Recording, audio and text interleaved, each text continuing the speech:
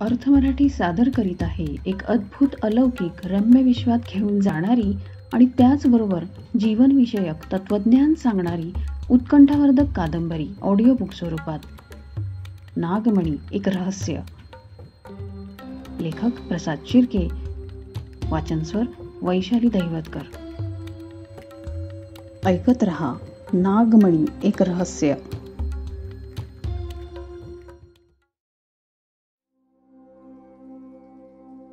नाही. प्रकरण 10.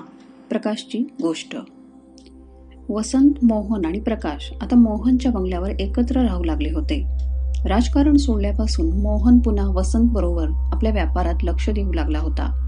त्या दोघांनी आपले लक्ष व्यापारात गुंतवल्याने कामाच्या गडबडीत त्यांचा दिवस कधी संपून जायचा हे त्यांनाच समजेनासे झाले होते. कित्येक वर्षांनी ते दोघे आता पुन्हा असे एकत्र काम करू लागले होते. त्यामुळे ते दोघं आता पूर्वीपेक्षा जास्त उत्साही वाटत होते. आणि तसेही प्रकाश आणि मोहन शिवाय वसंतला आता कोणाचीच साथ उरली नव्हती. त्याच्या भावाची, संदीपचीही काही वर्षापूर्वी दुसऱ्या राज्यात बदली झाली होती. त्यामुळे तो सुद्धा आता वर्षातून केव्हा तरी त्याला भेटायला येत असे. मोहनची 2 मुले दुसऱ्या पत्नीची आता परदेशातील नागरिकत्व मिळवून तिथे स्थायिक झाली होती. त्यामुळे ते आता पुन्हा भारतात परतणे मोहनला शक्य वाटत नव्हते. तशी ती फक्त नावापुरतीच त्याची मुले होती. प्रकाशची आई वारल्यावर त्याने ज्या स्त्रीशी विवाह केला तिच्या पतीपासून झालेली ती मुले होती. त्यांची आई वारल्यापासून त्यांनी मोहनशी फारसे संबंध ठेवलेले नव्हते. तसेही त्यांची आई जिवंत असतानाच ते जेव्हा परदेशात शिक्षणासाठी गेले त्यावेळेपासूनच त्यांचा आणि मोहनचा संबंध संपुष्टात आला होता. आणि आता तर त्यांची आईच जिवंत नसल्याने त्यांचे भारतात परतणे जवळजवळ अशक्यच होते. वसंतला आणि मोहनला मित्र म्हणून एकमेकांचा आधार तर होताच, पण मुलगा म्हणून त्या दोघांनाही प्रकाशचा आधार होता. प्रकाशच्या सानिध्यात ते दोघंही समाधानाने आपले जीवन कंठत होते. वसंत एक सामान्य मनुष्य असल्याने मोहनने आणि प्रकाशने त्यांच्या जीवनाची रहस्य त्याच्यापासून आजवर लपवून ठेवली होती आणि पुढेही लपवूनच ठेवणार होते. प्रकाश आता पूर्वीप्रमाणेच एखाद्या सर्वसामान्य मनुष्याप्रमाणे नोकरी करू लागला होता. त्यानिमित्ताने तरी त्याची दिवसभर मोठी करमणूक होत असे. आताचा प्रकाश पूर्वीचा सामान्य मनुष्य राहिला नव्हता. तो आता अंतर्बाह्य संपूर्ण बदलून गेला होता. तो आवरणाऱ्या मनुष्यांचे जग जरी पूर्वीसारखेच असले तरी त्याला आता त्या जगाचेही विविध अनुभव येऊ लागले होते. पूर्वी तो छोट्या छोट्या कारणांसाठीही सामान्य मनुष्यासारखा दुःखी होत असे, तसेच क्षुल्लकशा कारणावरून क्रोधित होत असे. पण आता मात्र त्याच्या बाबतीत तसे काही घडत नव्हते. त्याच्या शरीरातील सप्तचक्रांमधील शक्ती जागृत झाल्यापासून तो आता प्रत्येक परिस्थितीत आनंदात राहू लागला होता. त्यामुळे आता त्याच्या चेहऱ्यावर नेहमीच एक प्रकारचे विलक्षण समाधान सदैव झळकत असे. कुठल्याही स्थितीत त्याची आता पूर्वीप्रमाणे चिडचिड होत नसे किंवा त्याला आता पटकन राग येत नसे. जणू त्याला आता जीवनातील प्रत्येक परिस्थितीतून योग्य मार्ग काढण्याची कला अवगत झाली होती. त्यामागचे मुख्य कारण म्हणजे आता त्याला दिव्य ज्ञानाची प्राप्ती झाली होती. त्याचप्रमाणे त्याला आता भविष्याची सुद्धा चाहूल लागत असे. सप्तचक्रे जागृत झाल्यापासून त्याने त्याच्या प्रत्येक इंद्रियावर विजय मिळवला होता. त्याने जर ठरवले तर तो आता कित्येक दिवस बिना अन्न पाणी आणि निद्रेशिवाय ध्यानात बसू शकत होता. त्याशिवाय त्याने आता पंचतत्वावरही विजय मिळवला होता.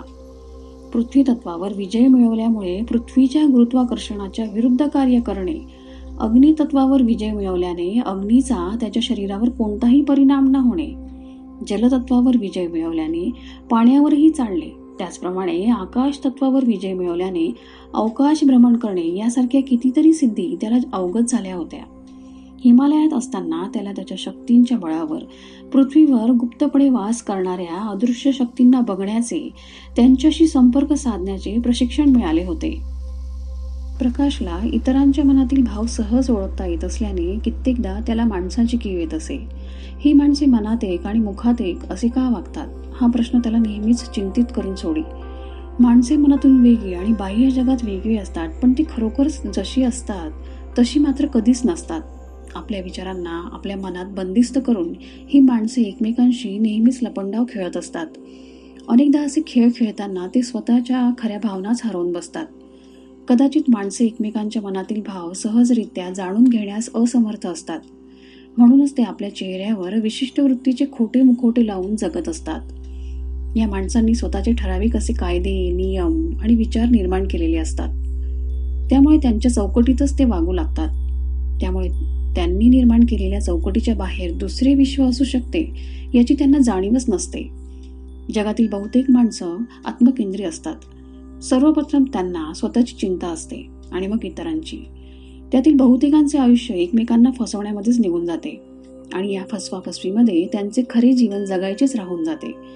त्यामुळे किती कृत्रिम प्रकारचे आयुष्य जगत असतात ही माणसे. देव, दैत्य, नाग, भूत, पिशाच यांच्यासारख्या जीवांच्या प्रवृत्ती नैसर्गिक असल्याने त्या सहज आणि स्पष्ट असतात. त्यामुळे त्या लपून राहू शकत नाही. पण मनुष्याची मात्र तसे नसते. जन्माला आल्यापासून त्याच्या मृत्यूपर्यंत कित्येक गोष्टी त्याने आपल्या मनात लपवून ठेवलेल्या असतात, ज्या फक्त त्यालाच ठाऊक असतात. पण हे सर्व करून तो आपल्या जीवनात काय मिळवतो? आपली एक खोटी ओळख, खोटा आनंद, असे कितीतरी प्रश्न आणि विचार आता प्रकाशच्या मनात दररोज थैमान घालू लागले होते. कारण त्याला आता कोणाच्या मनात काय दडलेले आहे, कोणाची खरी ओळख काय आहे हे त्यांना बघता क्षणी त्याच्या लक्षात येत असे. त्यामुळे कुठल्याही मनुष्याचा काय, पण प्राण्याच्याही मनातील गोष्टी तो आता अगदी सहज जाणू शकत होता.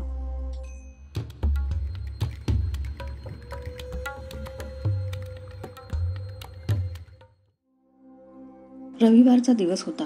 नेहमीप्रमाणेच प्रकाश रात्री थोडीशी विश्रांती घेऊन भल्या पहाटेच उठला होता. त्याला आता पूर्वीसारखी जास्त झोप लागत नसे. त्याचे मूलाधार चक्र त्याच्या नियंत्रणात असल्याचेच ते परिणाम होते. झोपेतही तो कित्येक विषयांचे मनन चिंतन करीत असे, ज्याची त्यालाही कल्पना नसे. त्याचे मस्तक म्हणजे दिवस रात्र सतत कार्यरत असलेली यंत्रणाच बनलेली होती. कधी त्याच्या मनात मानवी जीवनाचे तत्वज्ञान, तर कधी नागलोकातले जीवन, तर कधी आत्म्यांची रहस्य, जीवनाचा खरा अर्थ, मृत्यूनंतरचे जीवन, ब्रह्मांडाची रहस्य असे कितीतरी विचार हल्ली त्याच्या मनामध्ये निर्माण होत होते. त्यामुळे कित्येकदा तो तासनतास शांतपणे कुठेतरी बसून असाच कसला तरी विचार करत असे. त्याच्या अशा वागण्याची आता वसंतला आणि मोहनला सवय झाली होती. त्या दिवशी मात्र त्याच्या मनात वेगळेच विचार सुरू होते. ते विचार होते त्याच्या स्वतःच्या जीवनाचे. कसे होते त्याचे आतापर्यंतचे जीवन, काय काय घडले होते त्याच्या आयुष्यात, हे सर्व त्याला अचानक आठवू लागले. एरवी ब्रह्मांडाचा विचार करणारा नाग मनुष्य आज स्वतःच्या जीवनाचा विचार करू लागला होता. खरंच किती रहस्यपूर्ण होते त्याचे आयुष्य. त्याच्या आयुष्यातील ती सगळी रहस्य तो स्वतःच एक एक करून आपल्या मनचक्षूंपुढे उलगडत होता. त्याला आपल्या शाळेत असतानाचे दिवस आठवू लागले. लहानपणी कसा तो शाळेत जायला घाबरायचा, रडायचा, शाळेत न जाण्यासाठी विविध कारणे शोधून काढायचा. हे सर्व चित्र त्याच्या डोळ्यासमोर उभे राहिले, जसे काही त्या सर्व गोष्टी काल परवाच घडल्या होत्या. त्याच्या लहानपणी घडलेली एक विचित्र घटना त्याच्या डोळ्यासमोर तरळू लागली. त्यावेळी तो 2-3 वर्षाचा होता. नुकतेच त्याला शाळेत टाकले होते. त्याच्या आईने, लताने त्याला नुकतेच शाळेत नेऊन सोडले होते. त्याच्या आधी त्याने कितीतरी वेळ शाळेत न जाण्यासाठी रडून वाया घालवला होता. त्याच्या आईने त्याला शाळेतल्या बाईंच्या ताब्यात सोपवले आणि ती घरी निघून आली. प्रकाशचे मन शाळेत रमत नसे. तो हिरमुसलेल्या चेहऱ्याने आपल्या जागेवर शांतपणे बसून होता. त्यावेळी त्याला बाईंच्या समोर पुढच्या रांगेतील मुलांबरोबर बसायला भीती वाटत असे. त्यामुळे नेहमीच तो मागच्या बाकावर बसायचा. त्याची शाळा दुपारची असे. त्यामुळे शाळेत जाण्यापूर्वी त्याला लहानपणापासून लागलेली दुपारी झोपण्याची सवय आता मोडावी लागणार होती. दुपारचे जेवण झाले की त्याला दुपारी 2-3 तास झोपण्याची सवय होती. पण शाळेमुळे त्याला आता झोपता येत नसे. त्यामुळे बऱ्याचदा त्याला आपल्या झोपण्याच्या सवयीमुळे शाळेत झोप येत असे. मग तो समोर शिकवणाऱ्या बाईंकडे लक्ष न देता शेवटच्या बाकावर बसून खुशाल डुलक्या घेत असे. ज्यावेळी प्रकाश कॉलेजमध्ये जाऊ लागला त्या काळात त्याच्या स्वभावात परिवर्तने येऊ लागली. त्याचा स्वभाव आता थोडासा तापट बनू लागला होता. त्याच्याबरोबर घडणाऱ्या, त्याला अनपेक्षित असणाऱ्या गोष्टींची त्याला भयंकर चीड येऊ लागली होती. त्यावेळी तो शरीरयष्टीने खूप दुबळा होता आणि उंचीनेही मध्यम होता. त्याच्याबरोबरच्या इतर मुलांच्या तुलनेत तो नेहमीच वयाने लहान वाटायचा. पण त्याच्या चेहऱ्यावर नेहमीच एक अभूतपूर्व तेज असायचे, जे त्याच्या अवतीभोवती असणाऱ्या कोणाच्याही चेहऱ्यावर नसे. त्यामुळे त्याला बघता क्षणी त्याच्यातील वेगळेपण लगेचच जाणवत असे. मित्रांमध्ये असल्यावर प्रसन्न आणि एकटा असल्यावरची त्याची गंभीर मुद्रा इतरांपेक्षा काही विलक्षणच असायची. अनेकदा त्याचे वागणे, बोलणे असे असायचे की त्याच्याबरोबर असणाऱ्या त्याच्या मित्रांच्या समजवण्याच्या पलीकडचे होते. जगाच्या विचारांची त्याला फारशी कदर नव्हती, हे त्याच्या वागण्या बोलण्यातून जाणवत असे. जीवनातील प्रत्येक गोष्टींबाबत त्याची स्वतःची भिन्न अशी मते होती. म्हणूनच सुरुवातीच्या काळात त्याच्या भिन्न विचार प्रवृत्तींमुळे त्याची आणि इतरांची जेव्हा कुठल्याही विषयावर चर्चा होत असे तेव्हा त्या चर्चेला भांडणाचे स्वरूप प्राप्त होत असे. त्यानंतरच्या काळात त्याने आपले वागणे बोलणे पूर्णपणे बदलले. प्रत्येक माणसाच्या स्वभावानुसार तो त्याच्याशी वागू बोलू लागला. नवीन माणसांना भेटल्यावर सुरुवातीलाच तो त्यांचा स्वभाव समजून घेऊ लागला आणि त्यानुसारच त्यांच्याशी आपले वागणे बोलणे कसे असावे हे ठरवू लागला. प्रत्येक माणसाशी त्याचे वागणे बोलणे वेगळे असल्याने तो नेमका कसा आहे हे कोणालाच माहिती नव्हते. अनेकदा इतरांशी बोलताना त्याच्या चेहऱ्यावर एक वेगळेच हास्य असायचे. समोरच्या व्यक्तीच्या मनातले सर्व विचारही त्याला आधीच समजलेले असायचे. अनेकदा समोरची व्यक्ती आपल्याशी काय बोलणार आहे हे त्याने आधीच जाणल्यामुळे आपोआपच त्याच्या चेहऱ्यावर किंचित हास्य उमटत असे. परंतु हे सर्व कसे काय घडत असावे या गोष्टीचे उत्तर मात्र त्यावेळी त्याच्याकडे नव्हते. कॉलेजमध्ये असतानाची एक घटना प्रकाशला आठवू लागली. त्याच्या मागच्या बाकावरील मुलगा त्याला मागून गुपचूप मारत होता.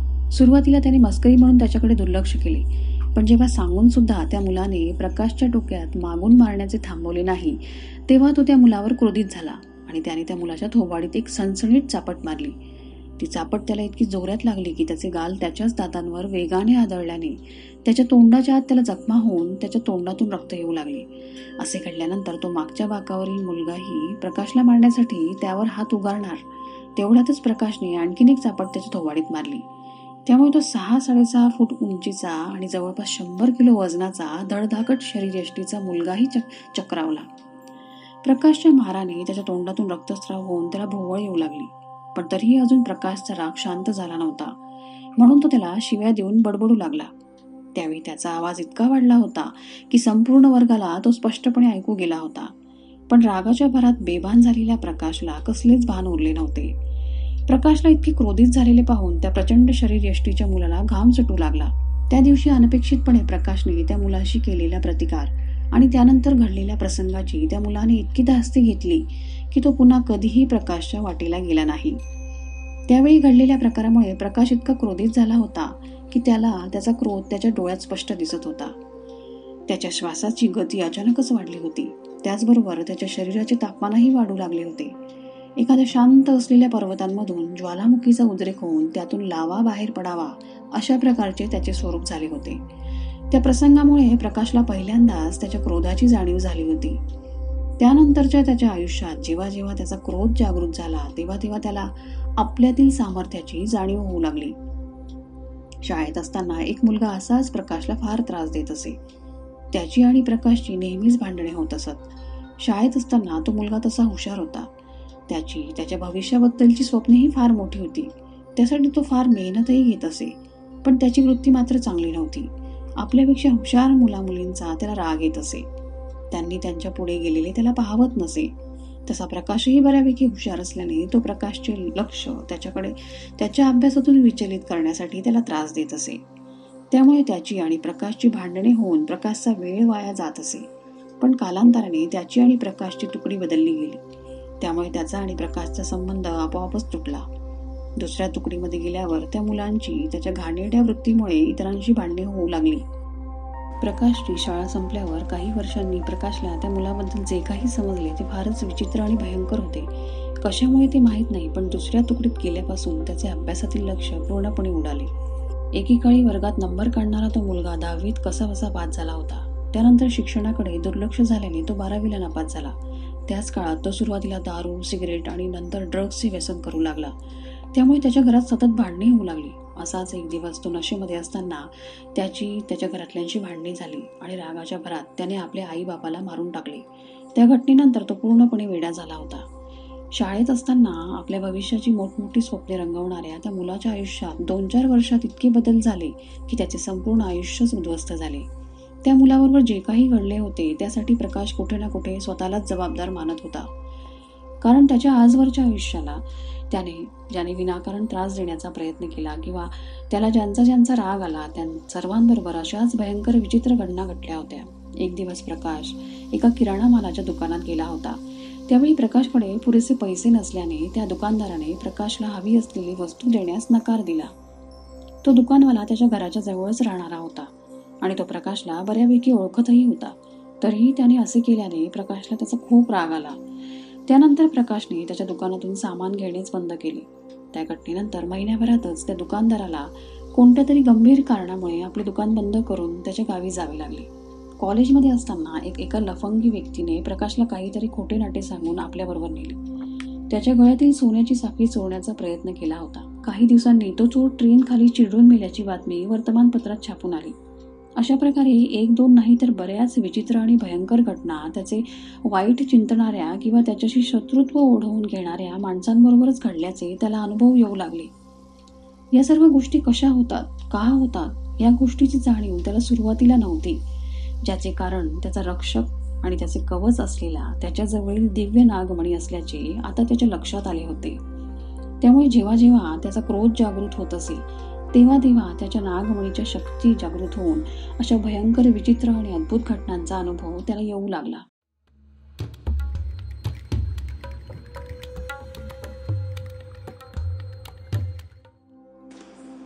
लहानपणापासून प्रकाश तसा मोह मायेपासून विरक्तच होता. चैनीच्या वस्तू, ऐश्वर्य, पैसा, प्रसिद्धी या सर्व गोष्टींचा त्याला कधी मोह नव्हता. धनसंपत्ती मिळवण्याचा प्रयत्न करण्यापेक्षा तो ज्ञानाला अधिक महत्त्व देणारा होता. पोटापाण्यासाठी धडपड करायला शिकवणारी, सतत एकमेकांशी स्पर्धा करायला शिकवणारी आणि फक्त पैसा मिळवण्याचे माध्यम असलेली शिक्षण पद्धती त्याच्या मनाला न पटणारी होती. अशा प्रकारचे शिक्षण त्याच्यासाठी जणू एक खेळच होता. त्यामुळे त्याने कधी मन लावून शिक्षण घेतलेच नाही. परीक्षा तोंडावर आल्या की जेमतेम अभ्यास करून 60-70 गुण मिळवायचे, त्याला फक्त एवढेच माहिती होते. म्हणून भरपूर गुण मिळवून शाळेत किंवा कॉलेजमध्ये नंबर वगैरे काढण्याच्या तो कधी भानगडीतच पडला नाही. शिक्षणातील यशाच्या साहाय्याने माणसाची बुद्धिमत्ता मोजली जावी हे त्याला न पटणारे होते. त्यामुळे शैक्षणिक पुस्तके वाचणे सोडून तो त्याच्या व्यतिरिक्त ज्ञान देणारी इतर पुस्तके वाचण्यात आपला बराचसा वेळ घालवत असे. लहानपणी त्याला चित्रकला, हस्तकला, शिल्पकला आणि नृत्याची आवड होती. पण शालेय शिक्षण संपताच त्याच्या ह्या कलेच्या आवडी मागे पडू लागल्या. त्यानंतर मित्रांबरोबर फिरणे, मौज मजा करणे, चित्रपट बघणे, संगीत ऐकणे, पुस्तके वाचणे आणि ध्यानधारणा करणे या गोष्टींमध्येच त्याचा बराचसा वेळ जाऊ लागला. वसंतला प्रकाशच्या अशा वागण्याची चिंता वाटत असे. त्याची मोठी मुलगी रिया ही लहानपणापासूनच मतिमंद असल्याने तिच्याकडून तो काहीच अपेक्षा ठेवू शकत नव्हता. पण निदान प्रकाशने तरी जीवनाकडे गांभीर्याने पाहावे, उच्च शिक्षण घेऊन आपले चांगले भविष्य निर्माण करावे असे त्याला नेहमीच वाटत असे. प्रकाशच्या अशा मुक्तपणे वागण्यामुळे त्याला आपल्या भवितव्याची काहीच पर्वा नाही असे वसंतला वाटत असे. त्यामुळे त्याच्यात आणि वसंतमध्ये सतत लहान सहान वाद होत असत. कॉलेजमध्ये असताना प्रकाश नेहमीच त्याच्या मित्रांबरोबर वेळ घालवत असे. एरवी फारशी कोणाचीही पर्वा न करता आपल्याच विश्वात सदैव विचारमग्न असणारा प्रकाश त्याच्या मित्राच्या सानिध्यात मात्र दिलखुलासपणे वागे. त्याची विनोदी वृत्ती, त्याचा हजरजबाबीपणा आणि त्याचे सर्वांपेक्षा वेगळे असे व्यक्तिमत्व या सर्व गोष्टींमुळे तो ज्यावेळी त्या मुलांमध्ये नसे त्यावेळी त्याची कमतरता त्यांना नेहमीच जाणवत असे. पण या सर्व गोष्टी करत असताना त्याच्या वयातील इतर मुलामुलींप्रमाणे त्याचे प्रेम प्रकरण मात्र अद्याप झाले नव्हते. आयुष्यातील इतर कोणत्याही गोष्टींमध्ये मागे न राहणारा आणि आपल्या अनुभवाच्या जोरावर प्रत्येक गोष्टीवर भाष्य करणारा प्रकाश प्रेम प्रकरणाच्या बाबतीत अनुभवाच्या अभावाने मात्र अज्ञानीच ठरला होता. त्याच्यामध्ये या जगात प्रेम वगैरे असे काहीच नसते. जे काही असते त्यात प्रत्येकाचा काही ना काही स्वार्थ दडलेला असतो. लहानपणापासून त्याला आपल्या भावना योग्य प्रकारे नियंत्रित करता येत असल्याने तो सहजासहजी भावनांबरोबर खेळणारा, वाहणारा नव्हता.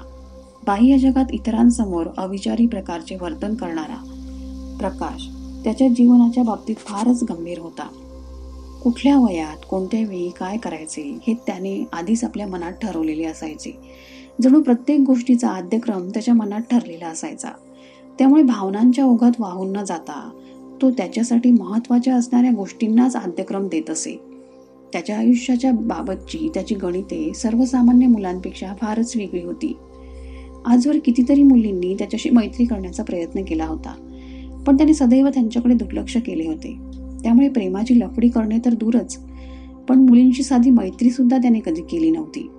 ज्यावेळी तो एखाद्या मुलीला आवडू लागला आहे आणि ती त्याच्याशी मैत्री करण्याच्या प्रयत्नात आहे असे त्याला जाणवताच तो त्या मुलींसमोर विचित्र प्रकारचे वर्तन करत असे. अनेकदा तो त्यांच्याकडे इतके दुर्लक्ष करी की समोरच्या व्यक्तीला त्याच्यामध्ये गर्व आणि अहंकार दिसू लागे.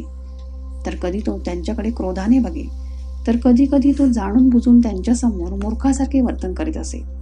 त्याचे असे विक्षिप्तपणे वागणे, त्यामागची कारणे कोणालाही न समजणारी होती. त्याच्या अशा प्रकारच्या वागण्याचे मुख्य कारण म्हणजे त्याला कुठल्याही नवीन नात्यांच्या बंधनात लवकर अडकायचे नव्हते. आणि दुसरे कारण म्हणजे खरे तर त्याच्या अपेक्षेप्रमाणे त्याच्या मनाला भावणारी मुलगी त्याच्या आयुष्यात अद्याप आली नव्हती. ज्या आल्या त्यांना फक्त त्याचे आकर्षण होते, पण त्या खऱ्या प्रकाशला मात्र ओळखतच नव्हत्या. त्याला इतरांची मने सहजरित्या वाचता येत असल्याने त्याला त्यांच्या मनातील खऱ्या प्रेमाचा अभाव जाणवत असे. म्हणूनच हा विक्षिप्त जीव आजवर एकट्यानेच जीवन जगत आला होता आणि कदाचित त्याच्या पुढील आयुष्यातही त्याला एकटेच राहावे लागणार होते.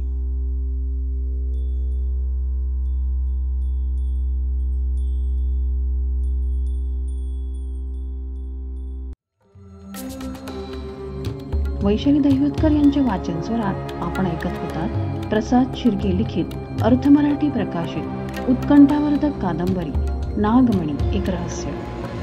तर मित्रमैत्रिणींनो, तुम्हाला हे प्रकरण कसे वाटले हे कमेंटमध्ये सांगायला विसरू नका. तुम्हाला हा उपक्रम आवडल्यास व्हिडिओ अवश्य लाईक करा. पुढील प्रकरणांचे अपडेट्स मिळवण्यासाठी चॅनल सबस्क्राईब करायला विसरू नका. लवकरच भेटू नव्या पुढील प्रकरणांसह.